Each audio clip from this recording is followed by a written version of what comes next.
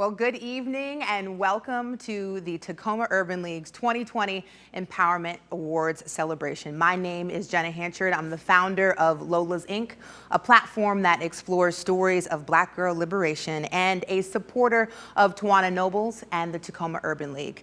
Tonight, I'm joined by Joshua Brumley, who is on the board of the Tacoma Urban League, who you will meet in a moment. And together, we look forward to celebrating our awardees and scholarship recipients, learning more about the important work of the Tacoma Urban League, and hearing a powerful message from Speaker Tamika D. Mallory. Thank you, Jenna, and good evening, everyone. We're so glad you're joining us tonight. As Jenna said, my name is Josh Brumley, and I serve on the board of directors for the Tacoma Urban League. I'm the owner of Brumley Law Firm. We practice family law, criminal defense, personal injury, and business litigation in Pierce and King County. I'm happy to serve this organization. Tonight wouldn't be possible without the support of our amazing sponsors. Comcast, NBC Universal, Columbia Bank are our presenting sponsors this evening, so help me extend a big thank you to each of them. Also help me thank Multicare, JP Morgan Chase, KNKX Public Radio, Waste Connections, Molina Healthcare, Eli Lilly, M Agency, U.S. Oil and Refining Company, Puget Sound Energy, Walsh Construction, Seattle Credit Union, United Healthcare, the Bamford Foundation, State Farm, PNTA, Seattle Lives Studios, and Host Event Planning. Help me thank each of these terrific organizations for their support. Now it's my pleasure to introduce Tacoma Urban League Board Chair, Latasha Wortham. Good evening. On behalf of the Board of Directors for the Tacoma Urban League, welcome to Tacoma Urban League's Empowerment Awards. We have a fun and exciting evening planned for you, and we thank you so much for spending the evening with us. Of course, this is the first time we are hosting this event virtually, and while it is different, it is our plan for you to feel the excitement we have for our award winners this evening and for the future of the Tacoma Urban League. Last year, if you had told any of us that we'd be conducting business programs and services virtually, we couldn't have imagined it. But 2020 had a different plan. When it became apparent that COVID-19 would have an incredible impact on all that we're doing and plan to do, we had to quickly pivot to begin addressing the deep needs of our community.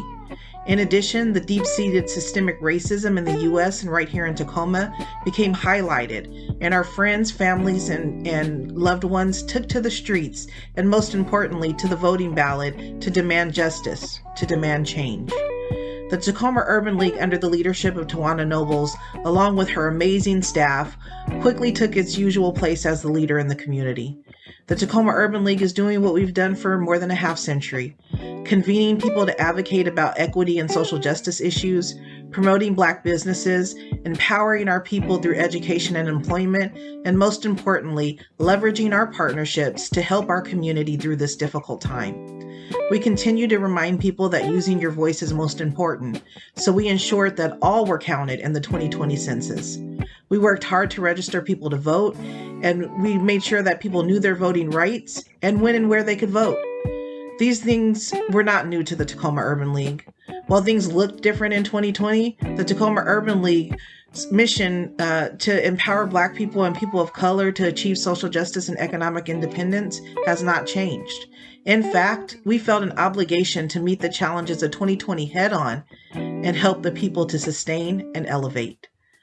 Last Tuesday, we voted in large numbers. I don't mean just at the national level, which I think we can all agree has serious implications, but right here at home. We saw an intelligent, hardworking, young Black woman run and defeat a longtime incumbent to become the only Black person, man or woman, to be a member of the Washington State Senate. We are so proud of the President and CEO, Tawana Nobles. Tawana is a great leader. You need only look at the growth of programs and the support for the Tacoma Urban League under her leadership. Tawana is not afraid to try new ideas and avenues to further the mission of the Tacoma Urban League. She is willing to talk to anyone about the great work we are doing and ask them for their support because she believes in what we do. And in her words, she wakes up every day thinking about how she can make an impact in her community. While the Tacoma Urban League Board is proud beyond measure and words that she is now State Senator-elect Tawana Nobles, it is bittersweet because we know that her shoes will be big to fill.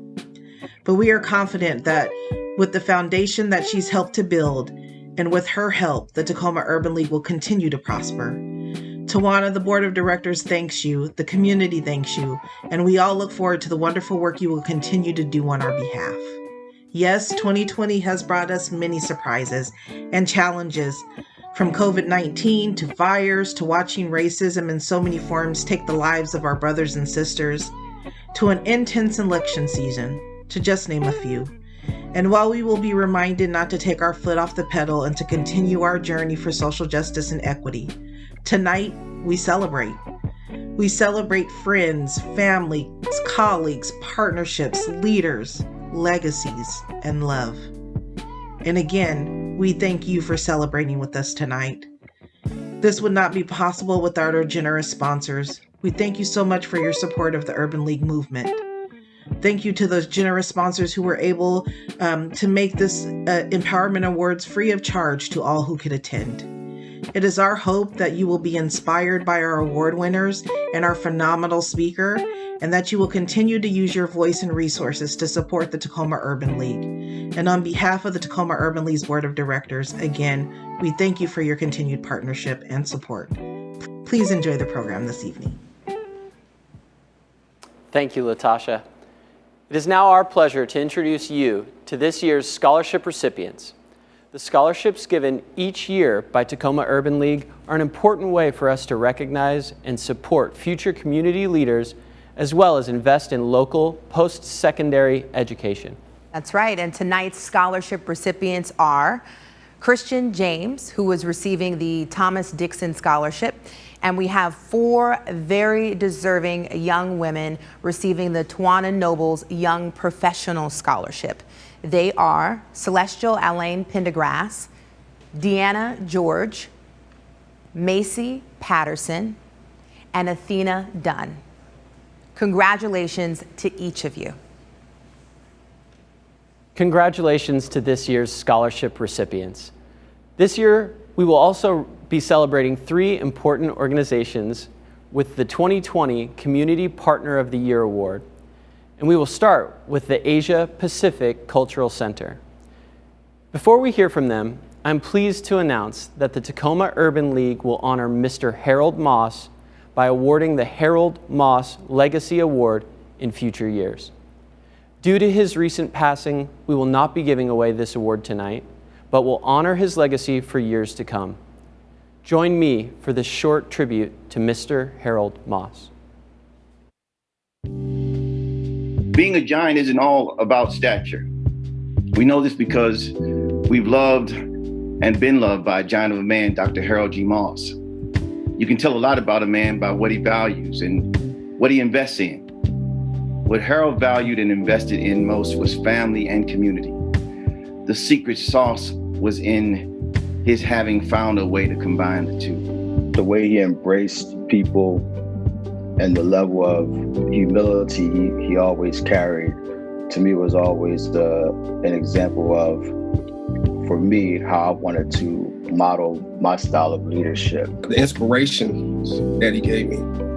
I've never met a man, with so much drive, so much inspiration. Even if he was a man of small stature, the heart that he had and the love that he gave to so many is just incredible. And so we at the Tacoma Urban League will continue to honor his legacy through service and empowerment of the people he cared the most about. Great loss, but I know that everybody benefited a lot from just his teaching, and we're grateful for that.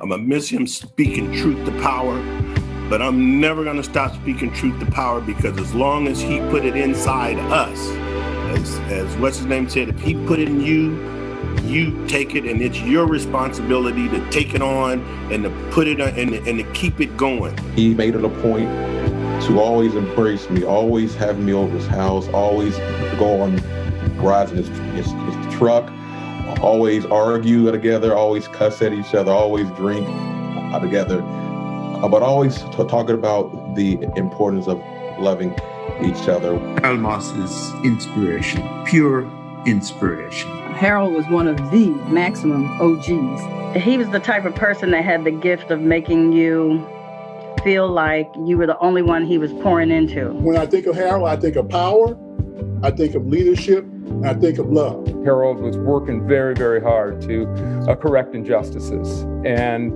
did so his entire life. I've learned a lot of things from him, and I've always cherished those things, and I will continue to do my best as an elected person in Washington State to be about what Harold was about, and that was making Black lives better. We will love him and we will miss him because of where he came from, the life he led, and the impact that he has had on all of us, and it will endure forever. Harold was our John Lewis. He was our Martin Luther King. He was Tacoma's civil rights man. Join us as we heed his instructions. Go boldly, be giants, choose family, tell the truth, fight for justice, teach, mentor, love, lead. Use your voice to help others find theirs.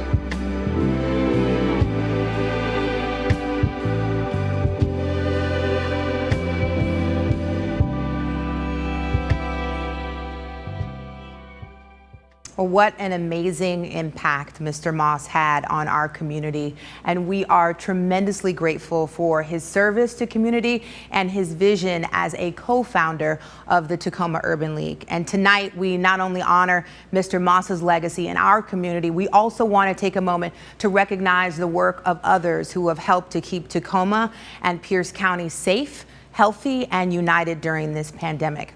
Now we will hear about the first of our 2020 Community Partner of the Year awardees. Congratulations, Asia Pacific Cultural Center. I have the honor of serving with Executive Director Lua Pritchard as one of my board members here at Tacoma Urban League. But I can tell you now, I am so proud of the work that the Asia Pacific Cultural Center has done during this pandemic, offering COVID tests, sending resources, including financial resources in the community, and keeping us all informed on the many cultures that exist in the Asian and Pacific Islander communities.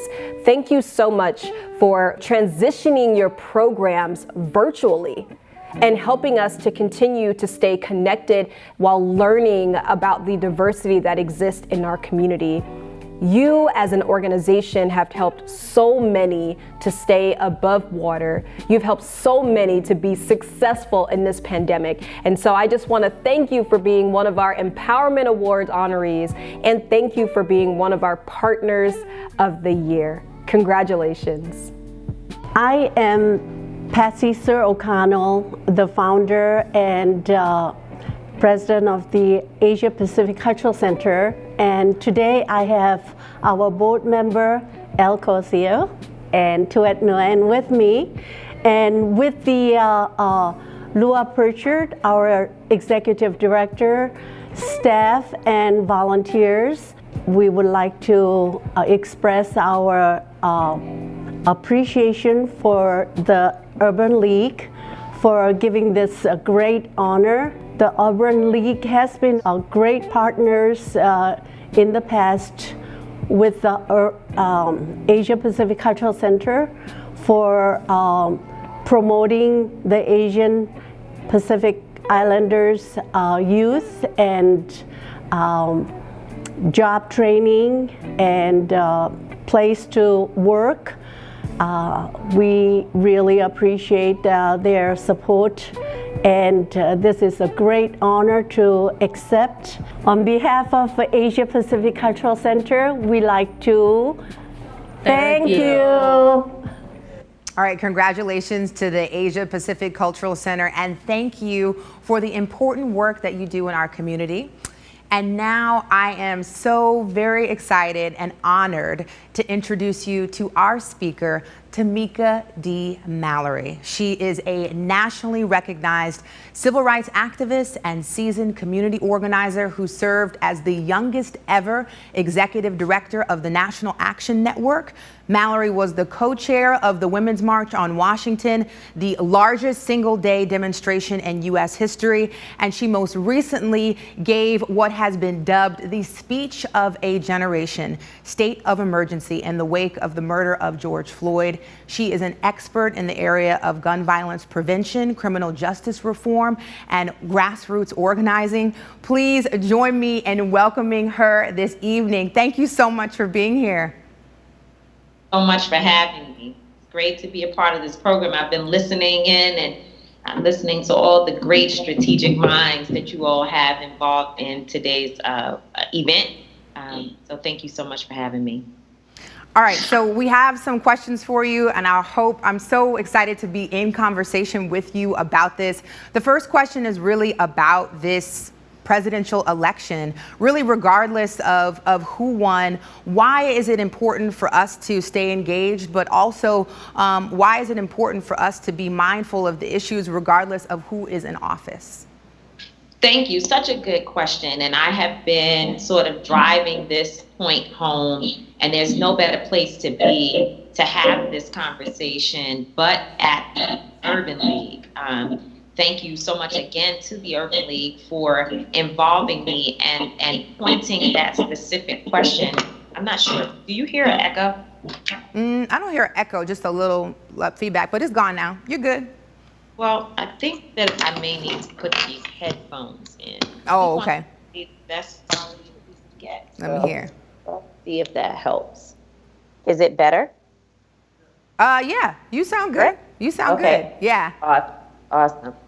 And so, it's such an important question, such important dialogue, that we do not go and celebrate the win that we have accomplished together for the next 4 years.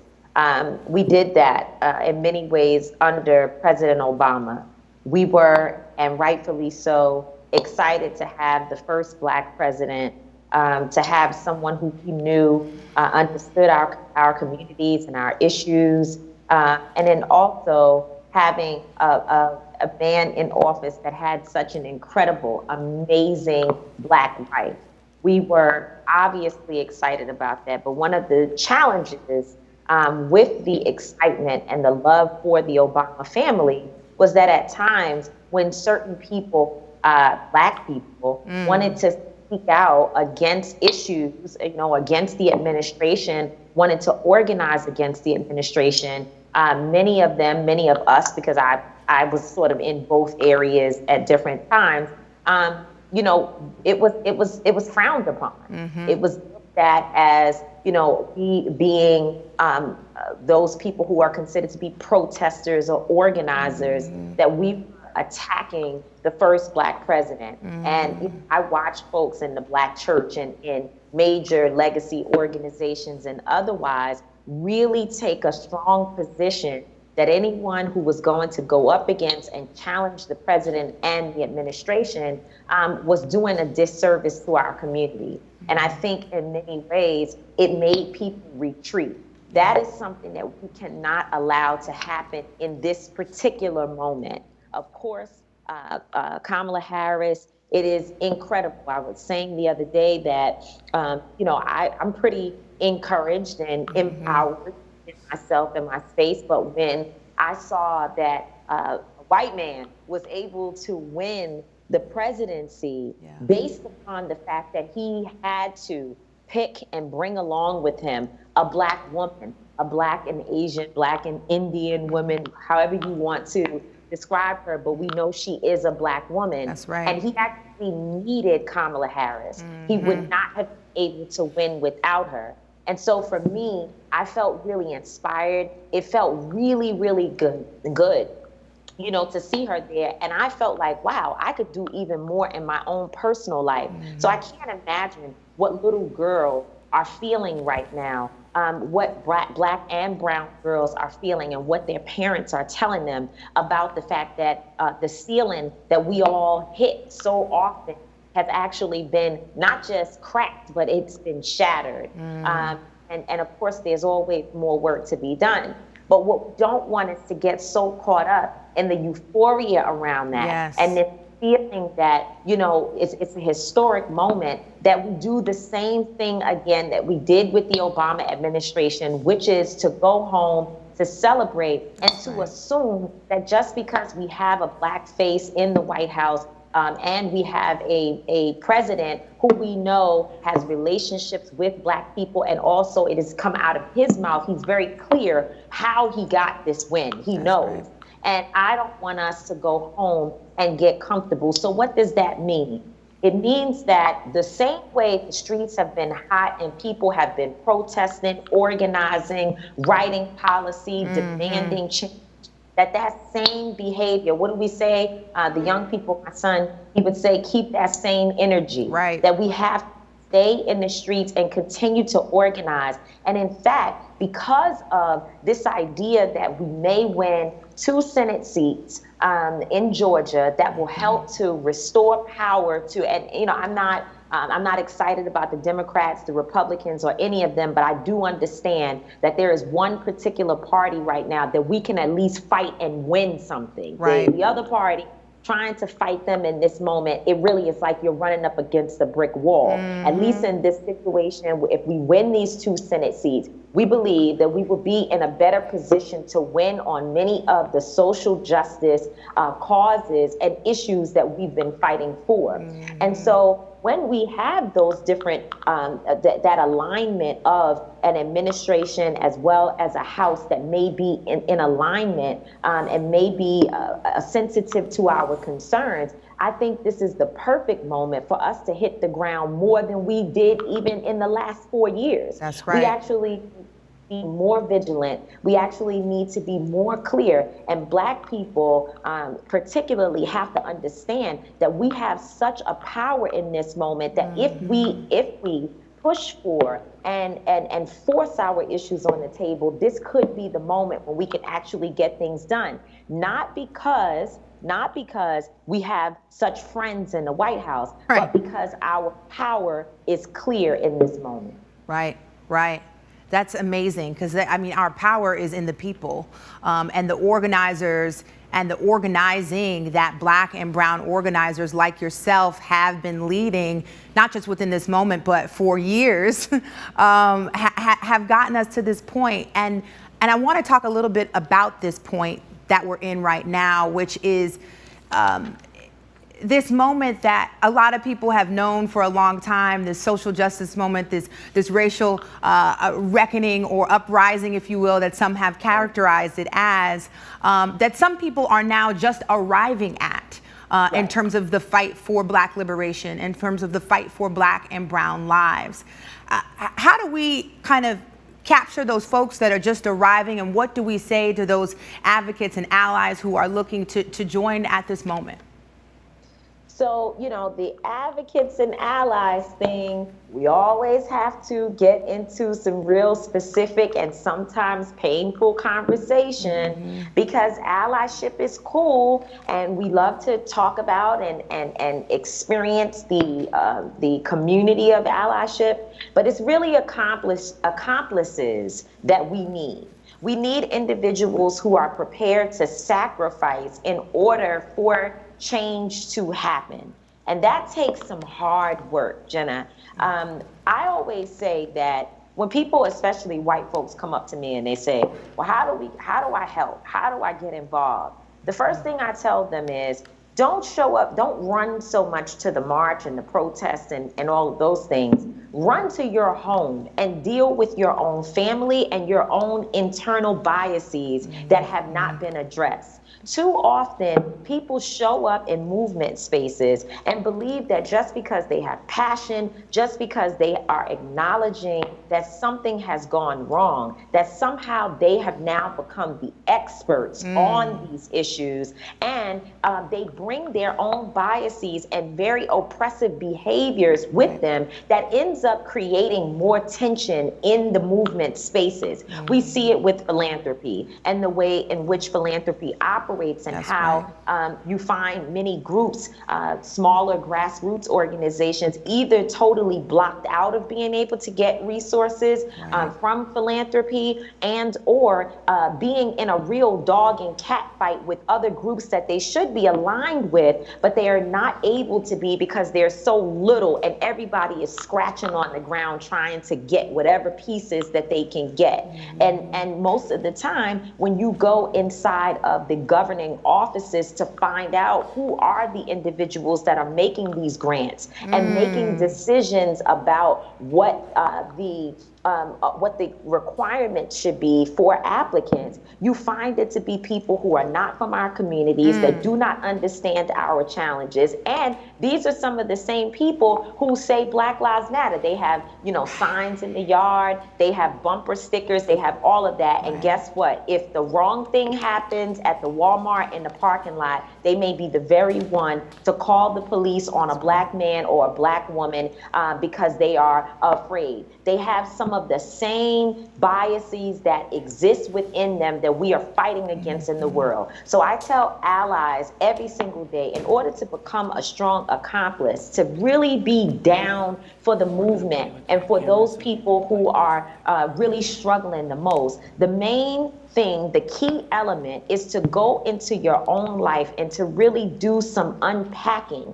about your issues, and then to take that back to your community, to your network, to your human resources department, to the directors and leadership, and say, what can we do to dismantle the racism within us before we try to join a movement with other individuals? So that would be one point. I would say to Black people, and especially speaking to the Urban League, because you know, at the Urban League, you got some of the brightest, the best, the most elite Black people in our nation. You know, when you think about the Urban League, and I love our president, Mark Moriel. He is a dear friend of mine, and Mark, you know, Mark is one of those guys who will fight you in a knife fight on the street. We know that. He don't play. But at the same time, he certainly is a leader of the most prolific economic minds in our time. And that puts you in an elite status, whether you want to be there or not. So the Urban League has that, and it is a mixture for me when I think about the young professionals that I love to learn from and party with, because the young professionals have the best parties ever across the entire nation. Every time I hang out with Urban League young professionals, I do some things that I'm probably not supposed to do. But anyway, we'll talk about that another day. You can have your joy. Yeah, exactly. You can have your joy. That's a different conversation. But, you know, because of the fact that we are talking with the Urban League and other really, really influential people who are listening in today, I think one of the things that we have to do as we're entering this movement, many of us, we pick up a book, you know, we read it, and we know as a Black person, we understand, we care about our communities. I studied it, and I went to school, and there was a sociology class, and I learned about history. And in my own book, State of Emergency, that I'm writing right now, I have this one line where I say that for me, coming from the projects, coming really from the bottom, what people would consider to be the bottom, although my parents would say you were never at the bottom, because, you know, they always, even though we didn't have, we had, right? And the family and love and the community that we shared, even in the projects growing up, was beautiful. And some communities that are affluent don't experience that same level of family right now. However, there are some who, based upon the sociology books, would consider that the situation I came from would be the bottom, right? And yet, there are some who feel like they are because they have studied the movement, they know I am the study. People actually are studying my life and other people like me to learn more about this movement. I'm saying all that to say to the Black folks who are listening, to the Black elite among us, if we are not centering the most marginalized people in our communities in every single discussion, if you're talking about poverty, you're talking about economic development, you're talking about housing, you're talking about education, it doesn't matter what the issue, in every single instance, we ought to be dealing with those people who are most disenfranchised, because they are the ones who know best what is needed in their communities. They know what resources must be employed. They understand the unique challenges. You can't tell me that you and I, who are privileged, because we're sitting here tonight and we're speaking and we look good. You look amazing this evening. That fuchsia is popping. Oh, thank you. Thank you. You know what I'm saying? We're doing really, really, really well. Right. You can't tell me that we know about what's happening in the community more than Keisha, who works two jobs, has 3 children, trying to put herself through school online, also helping to take care of an elderly person who may have some type of pre-existing health condition, and dealing with potentially a child's father who's actually locked up. She knows about what's going on with the prison system. She understands all of the issues of what's happening in her community, what's happening with her children. She understands healthcare. She might not be able to speak about these issues in the most articulate way. But if you really care and you're really listening, you can find the Black agenda in every Black woman across America who lives in what we consider to be the hood. They know what is needed. And so I would just say again, to reiterate the point, that if you are a Black person who has the privilege of fighting for other Black people, and you're having conversations and meetings, and you're in rooms where only people who look like you, who are as educated as you are, who come from some similar backgrounds, if they are the only ones at the table talking, you are only doing something that tickles your fancy. You're not really doing the work that needs to be done on behalf of the most marginalized and disenfranchised people in our communities. That's right. That's right. That is like 150% spot on. And I'm so glad that you called that out, especially within this space, right? Where we're not necessarily, as always, talking about our privilege and our different experiences as Black people. And I want to kind of stay in that and talking about Black and brown people in the myriad of issues that are looking to divide us. What are some issues that we should be unifying around right now as Black and brown folks?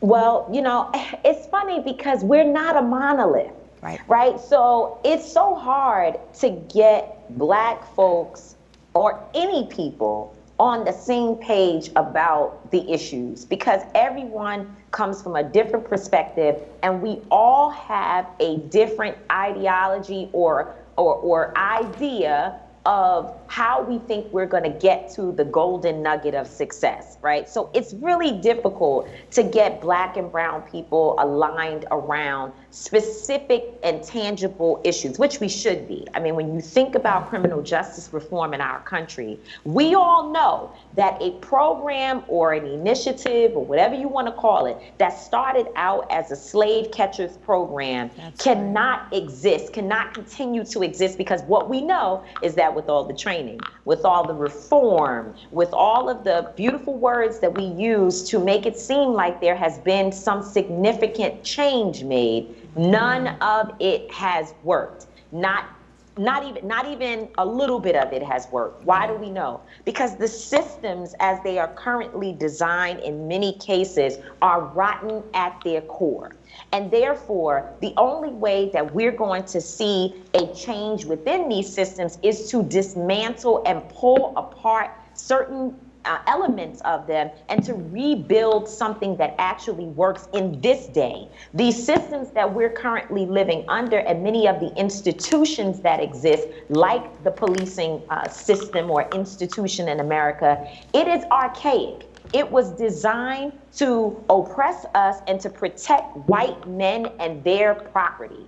And as we can see, it still operates in the same way today. That's right. And so if we want to see a change, we have got to be fighting as Black and brown people, and as people who, again, are allies, accomplices, people who support us and work with us, for systems to be dismantled. And so when you hear words like defund the police, oh my God, people just go crazy. When you say defund the police, why would you say that? It's a losing strategy. I hear the Democrats all day long on TV, talking about how terrible the language defund the police is.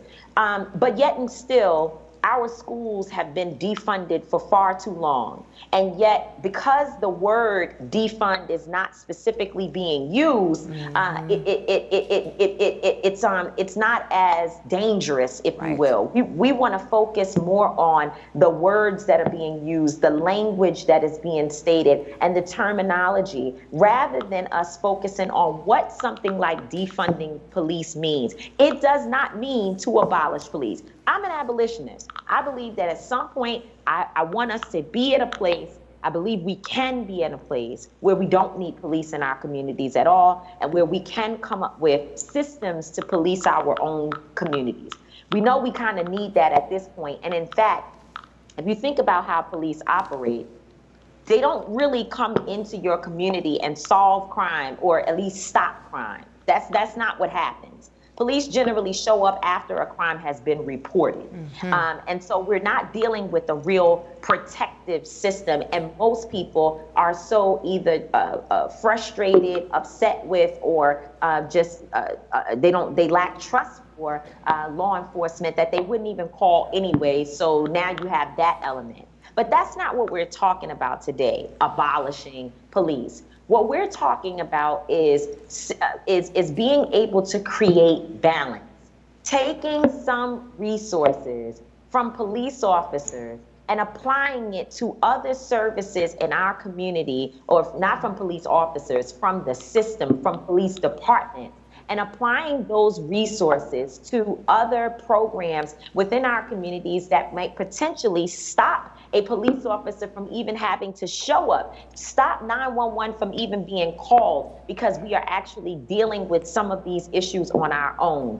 What would have happened on that night in Atlanta, Georgia, if Rayshard Brooks, a man who was obviously intoxicated, sleeping in his car at a Wendy's in the drive-through, what would have happened if there was another number or some other way for a person, for some entity to be reached out to that would show up to deal with him, to help him get home and to address his alcohol issues? I don't know if he was an alcoholic or if it was just that day. I can't speak to that. But what would happen if we had other entities aside from a force that has been taught, especially when it comes to our communities, to shoot to kill, right? How do we do that? How do we reimagine what policing looks like in this nation? I'm a protester. I'm out there on the ground, and I can tell you that in Louisville, Kentucky, where I just spent 3.5 months of my life literally living there, protesting for Breonna Taylor on a regular basis, the police department, the LMPD, has military equipment that probably costs billions of dollars. They are showing up with machinery that when they do flash bombs, it can literally make your mind, make your brain scramble. They did it at a time in a protest where a little girl, maybe she was about 8 years old, she was hurting and had to go to the hospital because the flash bomb was so loud that it scrambled her brain and damaged her ears. Why is that type of equipment needed in America on the streets at a protest? It is not needed. And so therefore, but the thing about it is that they have those types of, that type of equipment, they have those types of high, heavy artillery responses to people who are protesting, but yet in the same community, you can't find adequate mental health services, adequate housing, adequate food. There's one grocery store, one Kroger in the entire Louisville. Okay, so this is what we're talking about. Taking, and we know it in our homes, and in the Black homes especially, we called it robbing Peter to pay Paul. Right? You take a little bit from one side and apply it to the other. It doesn't mean getting rid of police at all, but it does mean trying to find some balance where you will stop putting even police officers in some of the most dangerous situations because they're walking into a home with a mental health victim or somebody who's suffering with mental health challenges, when that person really needs a therapist and regular treatment and not an officer with a gun and a taser. Right. Right. And I'm glad that you mentioned that you're abolitionist, because I feel like that is the future of reimagining this society that we live in order to get us to a place where we could possibly be free. I have a couple more questions for you. So we just voted like our lives depended on it, because they did. And we know that Black women organizers have been leading to get more Black and brown folks out to the polls. How do we make sure that more Black and brown folks continue to vote, not just for presidential elections, but for midterms, for local elections, for local policies that are on the table in their communities? How do we continue to keep that movement alive? You know, I think we've got to stop. We have to stop being presidential organizers, right? Presidential election organizers. Some organizations like Black Voters Matter with LaTosha Brown and also Melanie Campbell of the National Black Civic Participation, the National Black Coalition on Civic Participation, excuse me. These are individuals, the Collective PAC with our dear friends Quentin and Stephanie Brown James. These are individuals that do election work all the time, thinking about higher heights for America, Glenda Carr and others, they do election work 24/7. However, they are under-resourced, and I don't think that we take seriously enough in terms of the entire movement, what it looks like to continue to educate people about elections and to continue to bring our people and our young people along, even when there is not an election that is so high profile. Because and I say high profile because there is an election that happens every year, whether it be school board, city council, the mayoral elections, your congressional members, your state senators, judges, propositions, and of course, you have your higher offices, your attorney generals and what have you. These elections have consequences, and we have to reckon with and talk to our people about the idea that and I guess people need to be constantly reminded that there has been a strategic effort to keep us from understanding what the power of the vote really is and what it means to have that voter registration card in your hand and in your life. People do not necessarily understand that we have been kept out of the political process as much as possible on purpose, and we're used when it gets tight to pull America out, to make sure that we save it from itself. We do it all the time.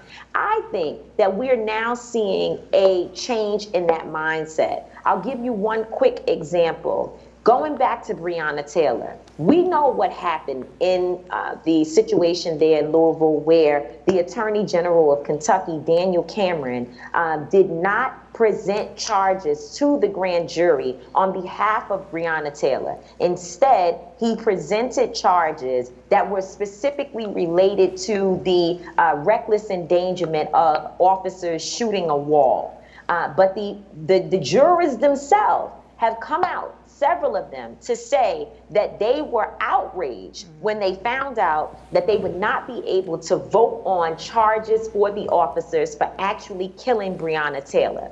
Now, this is the Attorney General. This is a man who, when taking his or accepting his endorsement from the FOP, the Fraternal Order of Police, which is the organization that is the union for police officers around the country and police departments around the country. They spend too much of their time, I want to say 99% of it, because I literally have to deal with the FOP and their nonsense so often. They spend so much of their time spewing racist thoughts and comments and attitudes at our community. As he was receiving and accepting the endorsement from them, he said, these are his words, I'm quoting, "I understand what this endorsement means.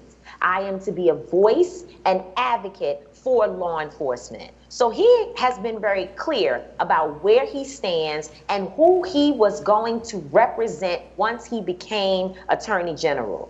Now we see what happened with Breonna Taylor. We see how these officers have been protected.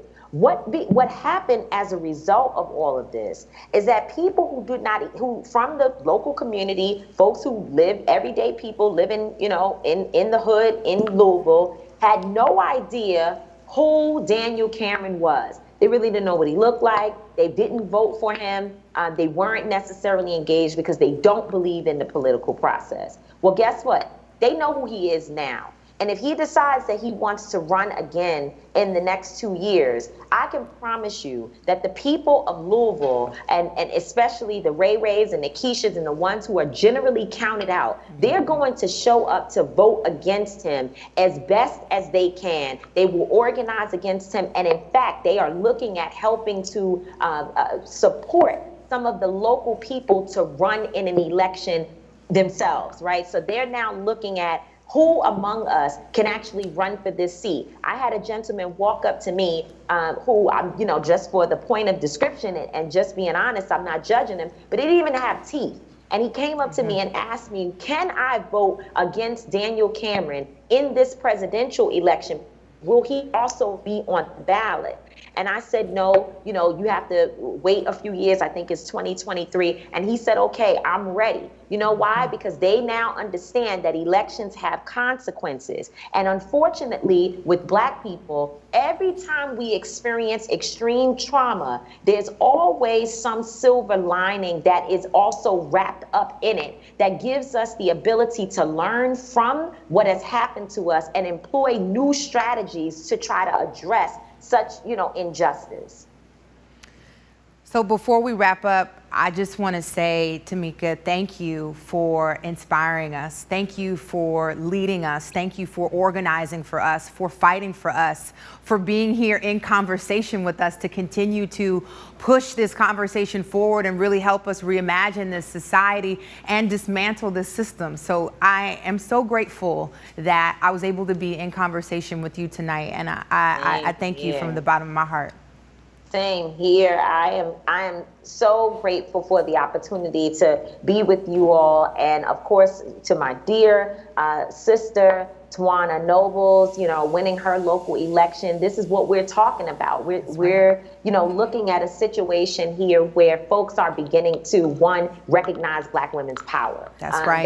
That's the first thing, is that, you know, we're in a place where the world understands that it can't operate without Black women, and that it just ought to start respecting us and really respecting us to the core, because we are, in fact, the foundation for which this whole country is standing. So that's one, and that's why Ms. Noble's win for state senator is so important, but also the fact that she decided to step out on faith as the president of this chapter. She said, it's not, I can win as president on one side, but then that means that I can also become an elected official that can make change from an organizational perspective and from an elected office. And I think it is incumbent upon all of us to ensure that we continue to support her and that we support other Tawanas that want to go out, right? Imagine that. We've got a sister named Keisha in Atlanta. You know, now we've got a sister named Kamala, you know. We got all the names. Kamala. Right. We got all the names. And a sister named Tawana. And so I'm so proud to be here to support her, to support you all. And I want to thank Tacoma Urban League for having me to be a part of this dynamic discussion today. And I would love to come back and be with you all anytime, especially when they open up the world again and your young professionals have a party. Yes, please. I cannot wait. I cannot wait to see you in person, sister. Thank you. Thank you. Thank you so much. All right.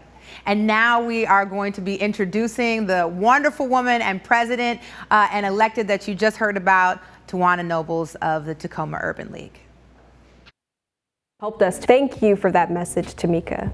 You have given us action steps, you have given us hope, and we are going to roll up our sleeves and get right back to work fighting for social justice here in our community. To our friends, our guests, I hope you've had a wonderful time at tonight's Empowerment Awards. We sure have loved having you here. I want to ask for your continued support. Many of you have been friends, donors, partners in this work. You've helped us to make sure that our male involvement program, where we mentor young men, has been successful. Many of you have mentored in that program, have volunteered with us. So many of you have supported the doulas that we work with, doulas that are helping our families and our community to have positive birthing experiences. Thank you to those of you who have participated in our first-time homebuyers class, or who work with us to offer rental assistance and mortgage assistance. So many of you have been partners as we have helped small businesses to keep their doors open during this pandemic. We've done incredible work as urban leaguers, as a community, to serve Tacoma and Pierce County. And I'm asking for your continued support. Please tonight, make a donation to help us to sustain our programs. For 5 decades, this organization has been serving the Pierce County area, and we want to make sure we sustain our legacy, and we'll continue to need your help. I do thank you if you've been a volunteer, if you've been a board member or are a board member. I thank you if you're a staff member, if you've participated in our programs. We're Urban Leagues together, and we'll continue to need you as we move forward. So please make a donation. You can even make a recurring donation so it, donates monthly to help us to achieve our mission. But we need you. I want to thank you for spending this evening with us. I want to thank you for being a friend, a partner, a donor. Just thank you for being Urban Leaguers. I'm so grateful that you spent this evening with us, and I look forward to seeing you all again at next year's event or before at one of our other fabulous Urban League events. Have a wonderful evening, and thank you all for being an Urban Leaguer. Once an Urban Leaguer, always an Urban Leaguer. Good night, everyone.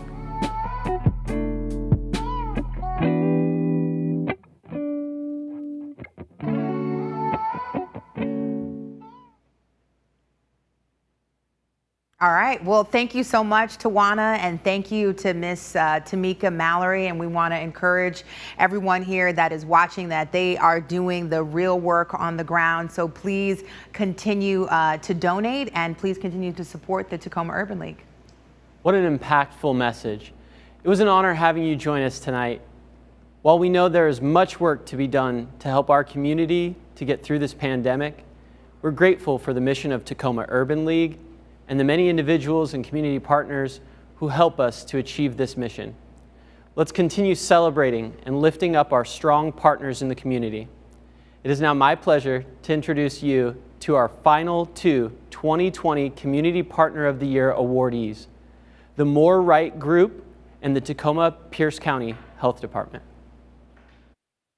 We want to congratulate the More Right Group for their tremendous work in the community, especially during COVID-19. Thank you for being a partner with Tacoma Urban League. Thank you for caring deeply about the needs of the community and helping people to get the resources that they need now. We want to thank you for being one of this year's Empowerment Award honorees, and thank you for being one of our partners of the year. Congratulations, More Right Group. I want to say thank you. Thank you from me as the executive director, from our director of operations, from our volunteers, from our staff, from our board of directors. We are grateful to be honored in such a way. We've been going so much since COVID hit, and we never really stopped to see the impact that we're having, because when you're so immersed in it, you're just going and going and going. So I want to thank you for honoring us. Thank you for having us stop to recognize that we've been doing a lot of things and impacting others. And I'm grateful, we're grateful that you honored us in such a way and you see what we're doing. Congratulations, Tacoma Pierce County Health Department. We are recognizing the tremendous work that you have done during COVID-19. Thank you for reminding us the importance of wearing masks, the importance of washing our hands. You have kept us safe and healthy. You have done the very difficult job of informing school districts and community members about COVID cases and the importance of continuing to stay home to stay safe. We celebrate you as one of our Empowerment Awards honorees, and we want to thank you for being one of our Partners of the Year. Congratulations, Tacoma Pierce County Health Department. Thank you to the Tacoma Urban League Board of Directors for nominating the Tacoma Pierce County Health Department to receive this award. I'm humbled and honored to be able to receive this award on behalf of all of my staff who are working every day to protect and improve the health of all people and places here in Pierce County. Especially now during the COVID-19 pandemic, my staff have been working 7 days a week, and I have just been so fortunate to be able to lead a group of people who are dedicated, hardworking, and talented, and so committed to our community through this pandemic.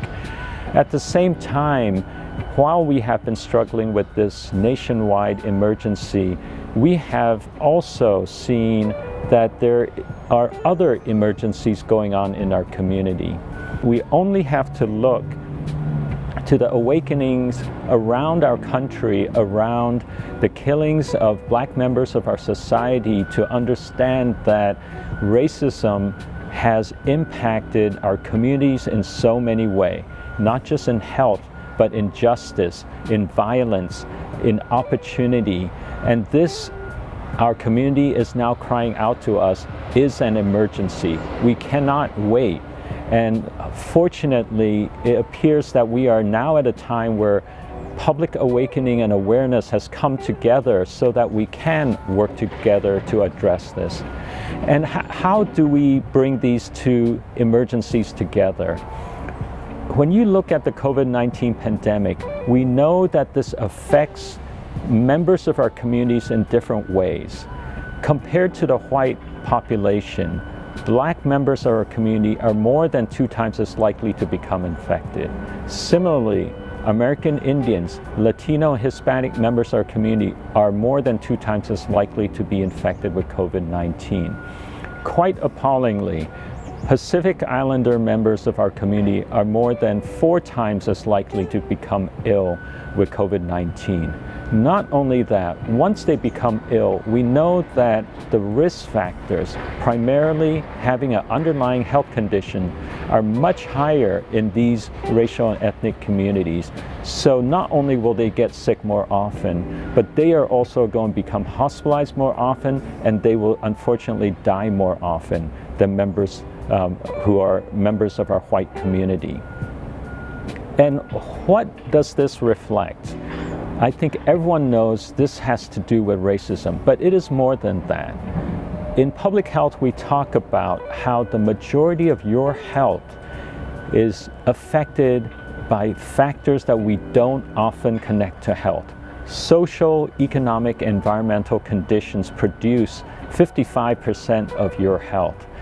And racism is one of those social factors and conditions.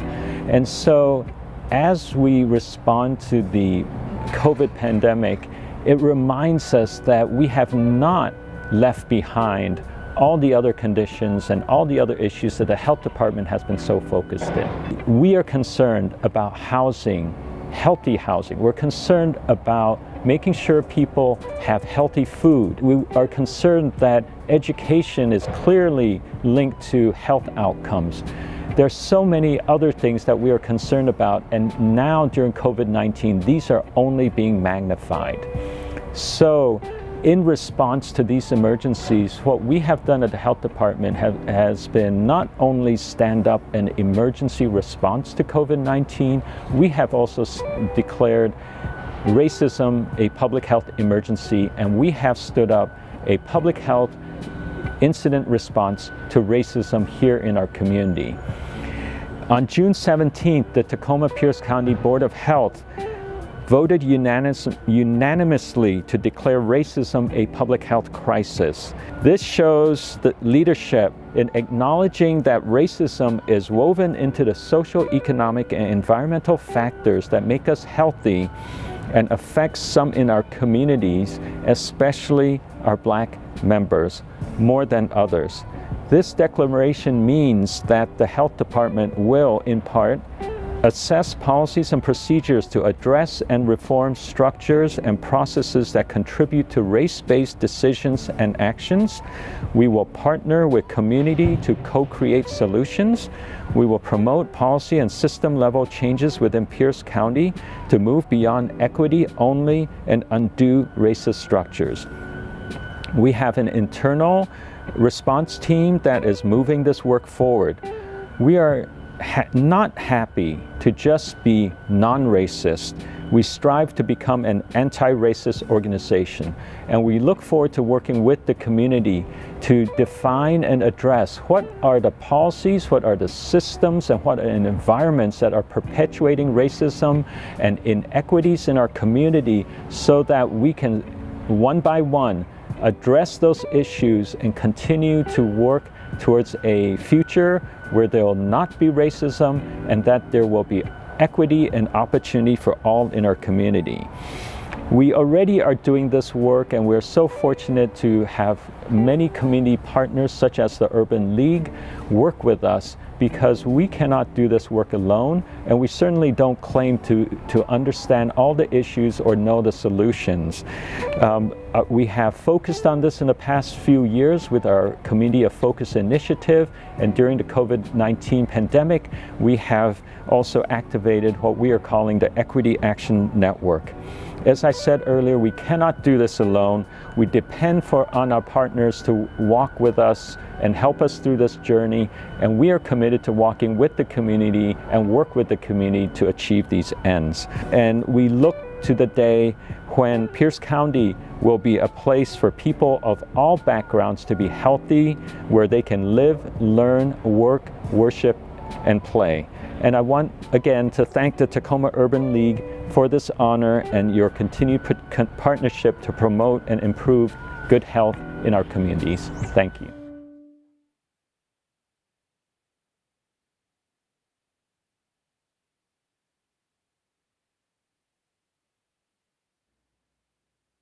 What an incredible evening. Congratulations to all of tonight's awardees and scholarship recipients.